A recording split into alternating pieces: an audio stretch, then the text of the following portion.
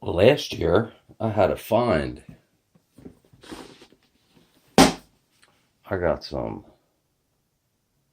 Touch Organic Earl Grey Organic Loose Green Tea. Only problem is, when I bought it, so I'll take the unboxing. Comes in a giant sack. I'm one person. That's a lot of tea. So after I bought it, I had to go out and get one of these tea infusers. Works very nice. Fill this to the top of here. Close it. Fill this with water. Drop it in and just let it sit there. Room temperature.